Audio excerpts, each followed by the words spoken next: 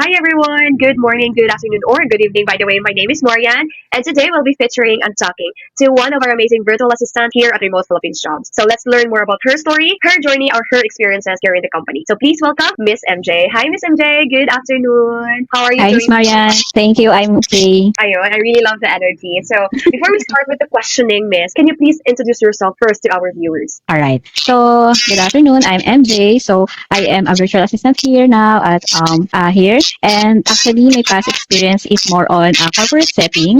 So, I am an account manager previously on my job, but now I am a career shifter from corporate to working at home. So, I'm aiming to be a virtual assistant. So now I am a virtual assistant here, and I'm thankful for that. Wow, ayun. So, we're really looking forward that totally parang shift na talaga to the remote work, right? So, yun naman Yes. talaga yung goal natin na like, parang pinafantasize natin like working remotely, fully working remotely na lang talaga. Especially, Correct, Miss Marian.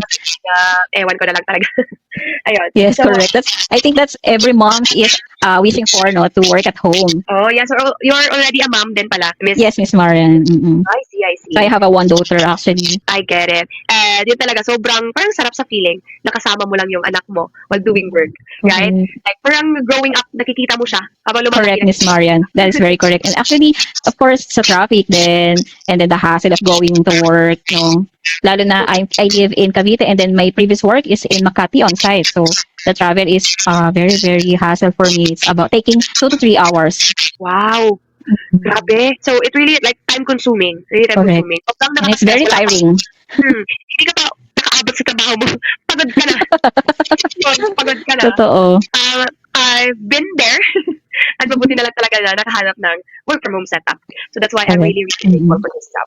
Okay, so let's start. I'll ask some questions to you, Miss. And my first question to you would be, what was your biggest struggle, and also what is your biggest goal in life before joining here in the company? Okay, so first, my biggest struggle is to work on site, no. So, the travel, the hassle of going from home to work on site, reporting every day, and then of course, I think one of the struggle is yung pag-iiwan mo yung anak mo, no, na without na wala ka, and then of course my husband is also working, so talagang iniwan lang namin siya sa one of our relatives. Yeah, with that struggle, so my goal is really to shift my career into being a virtual assistant. So work from home to make more money at home like that, no? So without the hassle of course na magbiyahe pa every day. So yeah, so that my goal started just last year, Miss Maria, no? So being a virtual assistant is goal that I've been dreaming since last year na yeah, thinking na marami rin nagiging successful, make a profit at home, just yeah, without being in a daily travel na haharapin mo every day. So, I totally agree with you, Miss. And eventually, ibibigay din talaga yan ni Lord sa'yo. Correct. Siguro darating din yan. Kasi alam niyang tinatrabaho mo yan ngayon. Correct, Diba? yeah. Eventually, I've been I've been a VA for like 3 years already. Diyan ako nagsimula. Up until now, sobrang hirap makahanap ng like, clients. And if meron man, like, I'm really, really grateful kasi hindi lahat nakaka-experience ng ganun. Diba? So, Correct, eventually, correct, Miss, mafu-fully transition ka rin right, to working from home, Yes, especially that you yes. have a daughter. So, Yes, I'm Miss really Maren. rooting And for you. yes, and knowing that I already started the step, no? So ilang steps na ako. So yeah, Oo, yun I'm nga. going there. Hindi naman sa wala kang ginagawa, meron ka namang ginawa, di ba? Meron kang ginawa, and that's really important. Every day we can learn, and I'm happy that you took the risk. Hindi siya madali. Correct, yes. Like, Mm-mm. working from home, tapos wala kang backup plan, it's really not easy. Even I Correct. mentioned before, and I transitioned fully to being a remote worker or work from home. Mm-mm. So, sobrang hindi madali talaga. But we have to take the risk. How can we know, di ba? How can we know that Yes. the risk? So, yun lang. I'm rooting for you, Miss MJ. Really, really. Thank you, Miss Marian. Okay. Thank you so much for that one, Miss MJ. Okay. Upon searching or upon like scrolling in the job site, mga website, for example, OLJ, TikTok, what made you take the chance, Miss, to apply to this company, apply here in RPJ? Okay, so I look and I find this job in OLJ, no. So of course I learned that one of the platforms that VA is looking and seeking for job is in OLJ, no. So when I saw the job description, it aligns with my past experiences, with my skills, And then with my, I think it really also aligns with the your work ethics. That's why I took the risk to apply, no? So, and I'm glad that I already passed and already joined this agency. So it's actually, as I said, one of my steps as a career shifter going to work at home. Ayun. So yun nga. I'm really happy na you took the risk then, 'di ba? And I'm happy na you found RPJ while scrolling. And kasi madami ring mga like mga website na naghahanap din. And I'm happy that it stood out with your parang preference mo po. So Yes, yes. And I'm very thankful, Miss Marina. So, hundreds of application I've been sending every day. And RPG is one of the company that replied to me with a positive that I'm already in the first stage, no, the interview, the assessment, already passed that. So, I'm very thankful to RPG. wow, ganon. So before you Mm. apply, miss, or be honest, what were your doubts before applying? Of course, sa recent issue ngayon, no, the OLJ, no, so marami nagsasabi that there's a lot of scams in OLJ, low ballers like that. But, you know, yeah, in the first place, in doubts ko if this is scam or just, yeah, scams. But, you know, sabi mo nga, Miss Marina, hindi mo malalaman if you don't take the risk. True. Diba? And, already research and then I find that this is legit naman and meron namang interview process. So, I think kung may scam, I think, for me, the scam will be kapag may pinagbabayad ka, Miss Mariano. So, dito naman walang bayaran nangyayari. So, this is not a scam. So, yan yung basis ko if the company is scam, if merong money involved. True. I agree with you. As long as, it's okay din ha. It's our right as, like, parang job hunters to be vigilant. Kasi sobrang Mhm. dami na talaga ng mga scams ngayon. And yeah, actually guys, you can know if, as long as walang hinihingi sa'yo, go lang ng go talaga. Try to apply lang talaga. If it really like suits Correct. your value, preference mo, as long as hindi ka hinihinga ng mga personal details or ano, like, very personal details na hindi pwede share, mga ganon, at pera, go! Take the chance! Kasi hindi mo alam Mhm. na, parang ganun nga. Kasi yung iba, kahit hindi lang nireplyan or parang small lang yung nireply ng per agency or yung client, magte-think na, ay, baka scam, pwede na ako mag-reply nito. Ganon. So, yung mga ganon. Meron mga ganon. Kasi ganyan din ako noon. And, yeah, you just have to try, guys. Eventually, ibibigay din yan. And if you want to, like, to work, especially if you don't have any work experience, guys, consider RPJ.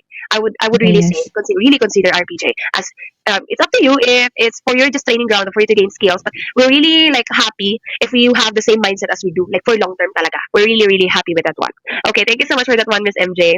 Okay, next question I have here, Miss, is what challenge or what's one challenge you faced early on during your first week mo here, and how did you overcome it, especially if you're transitioning pa? Okay, so one of the challenge is, I think, Miss Marian, is that I am looking for a company that really contributed to my growth and learnings in my path as a virtual assistant. No, so the challenge that I faced previously is that, of course, what is the doubt?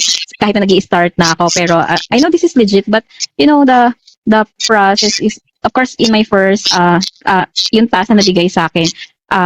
Actually, I'm very thankful, Miss Mariana. So, iba kasi yung na-applyan ko doon versus sa task na bigay sa akin. But na-realize ko lately is that, siguro sa akin, just for me to start na agad, kahit hindi pa siya align sa in-applyan ko. And I'm very thankful with that. And appreciate ko talaga na, okay, so, with that, na binigay sa akin chance ng RPG is nagkaroon ako ng learning sa ibang task aside from my experiences, no? Yeah, and I appreciate na, para lang mag-start ako, they gave me another task. Nag-contribute din sa learnings ko in my VA journey. So that's one, no? So nawala yung, overcome ko yun because I realized, nga, no? So, being a VA is not just sa title na binigay sa'yo, it's a learning for a different task and being flexible and you're open-minded and you are very open to other challenges, other tasks na ibibigay sa'yo. True. And I agree, guys. And I agree with you, Miss, na here, guys, if you're a VA, parang don't focus on just one skill or one niche. You just really need to upskill yourself.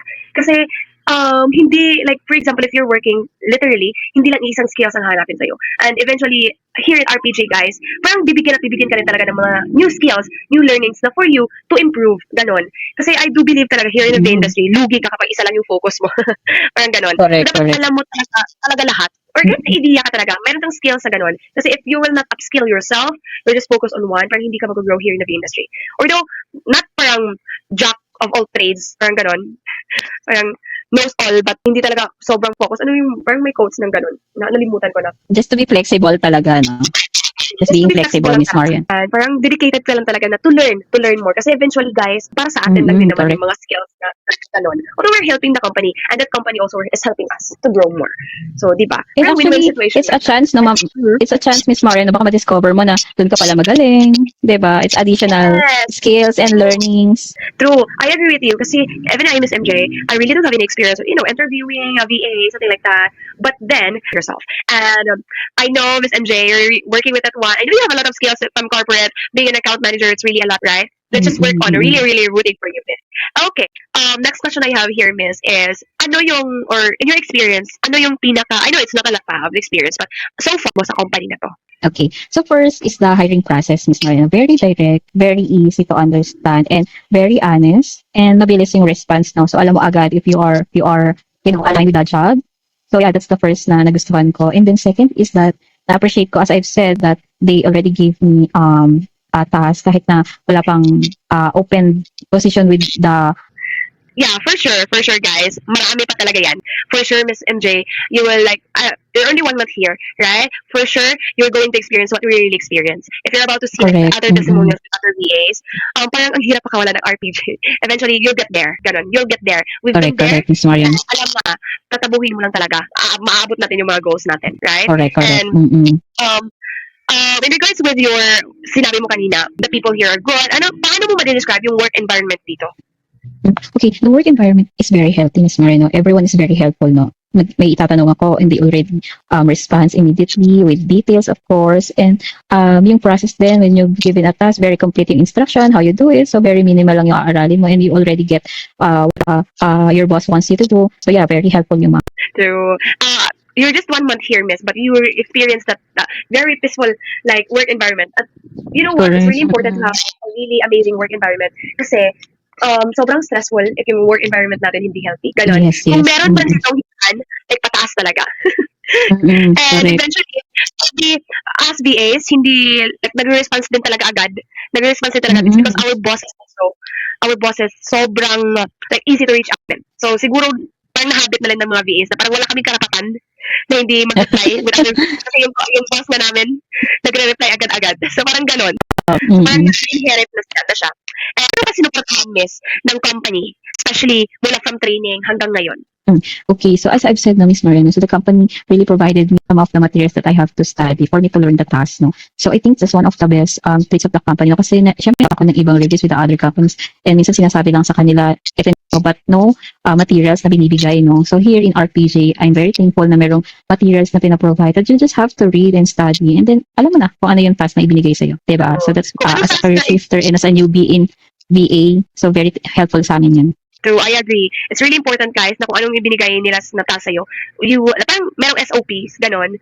So here in RPJ, hindi ka bibigyan ng task, tapos walang SOP or training. Really, you really have to work on, yung sabi mo nga, na basahin mo lang talaga. At ganon. So eventually, guys, hindi ka parang, okay, sabak agad, bibigyan ka ng SOP. Para hindi ka parang, okay, nasaan ako dito? Anong gagawin ko? Parang ganyan. So, yun guys, everything is we are hiring newbies kasi meron namang training materials or meron namang mga SOPs. So, ayun. Okay. So, next question I have, Miss, in here, na the hiring process here is really fast, ganon, smooth lang yung process mo.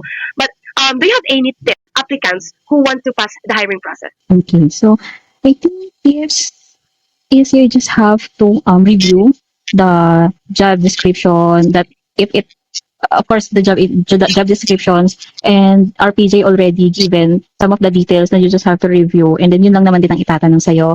Also, you just have to review of course your CV and your resume para tama naman yung isasagot mo with your employers, diba? And yeah, I think yun lang naman. Review yourself, review the company that you're applying for, review their company ethics, check the eligibility of that company and then the reputation as well. And so, yun Miss Mariana. So, yun lang naman yung mga basics na dapat na meron ng isang looking for a job. And for me, in my situation as a newbie, VA na career shifter, yeah, you just have to research, review, read, and learn a lot, no? Para you are equipped. You are equipped before going to battle of job hunting. So, you have to be resourceful din talaga. Kasi minsan hindi natin alam, where did I apply for this, something like that. So, dapat alam mo rin talaga sa sarili mo kung ano yung ang capabilities mo. So, ganon. If eventually, guys, the the interviewer will just know, okay, she did her best. Okay, kahit Mm-mm. meron ka may experience, wala ka may experience, kapag ginawa mo lang talaga yung best mo, eventually it will just going to be paid off. So yon. Thank Correct. you so much Mm-mm. for sharing that tip to us, Miss MJ. Okay, so next question I have here, Miss, is this is personal or for you. What do you think made you stand out as a candidate? Mm. Okay. What made myself stand out as a candidate? I think being you know what you are applying for, you know your skills, you know your strength, and you know of course as well your weakness, but uh, shift that into your strength. So I think that's the skills na kailangan may pakita mo sa employer, sa interviewer na kaya mo. And you know, of course, you just have to iyabang mo no yung skills that you have, and then that you are willing to you are willing to learn another skills. You're very open minded. You are very flexible. Makikita at makikita naman yan ng interviewer that this one is very open minded and willing to learn. And being yun nga sabi ko, you just have to review, correct, being resourceful, no. So I think that's one of the important skills of a VA para any task na ibigay sa'yo is you know how to do it without asking pa ng madami, and you are very proactive, no, as being a VA. So yeah, being a newbie here in this industry, and dami ko na agad natutunan, Miss Marian, no. Wow. So, I'm so happy for that, Miss. I'm so happy. thank And I'm you. so happy that RPJ was able to help you, like, gain more skills with that one. Ang tama yung sinabi ni Miss MJ, guys, na, like, parang, huwag lang matakot. Go lang ng go, Mm-mm. parang ganon. Mm-mm. Gawin mo lang talaga yung best mo. Then eventually, meron at meron talaga yan. Basta gawin mo lang yung best mo. And thank you so much for sharing that one, Miss MJ. To end this one, my last question to you would be, why should now and not later? Okay. So you should apply, guys, now, of course, because you can tell if this opportunity is already yours now without taking the risk. You just have to take that step, take that opportunity for you to know if this is yours, no? Kasi if not, baka napalagpas mo na yung chance na para dapat sa'yo. True, I agree. Mm. Parang tayo nakakalam kung capable tayo nito para sa akin at para sa akin talaga to. Mm. Ganon. Mm. Diba? So, thank you so much for inspiring that one or very inspiring message to our MJ. And siguro kahit ako, upo ako dito sa'yo like whole day, marami siguro akong matutunan from you. Parang ganon. Like, Thank you, Miss Marian. Mm-mm. very legit. All I can say is that I'm really rooting for to all of you guys that eventually whatever our goals are, like makakamit din natin. Kasi hindi lang naman tayo parang nagtatrabaho lang. Meron tayong mga goals to attain. So yun, eventually Yes, kaya correct. natin to Mm-mm. guys. Kayang-kaya natin to. Mm. So I think that wraps up our conversation, Miss. 27 minutes na pala yun. Parang 30 plus na. So I just want to say thank you so much, Miss MJ, for like, giving a glimpse of what it's like to be part of Remote Philippines Jobs family. So we really Yes, love thank hearing you. this kind of real story from our amazing team members like you. And to our Mm-mm. viewers, guys, we'd love to hear you. So don't forget to LSC, like and comment to our videos. And who knows, ngayon nanunood lang kayo. Next time, kayo na yung may interview ko. So, yun. Correct. Mm-mm. Thank you so much, everyone. And yeah, tell us what part of this interview really inspired you the most with Miss MJ's story. So again, Miss MJ, thank you so much and enjoy the rest of your day. Thank you, Bye Miss for now. Marian. Bye po. Goodbye. Bye, everyone.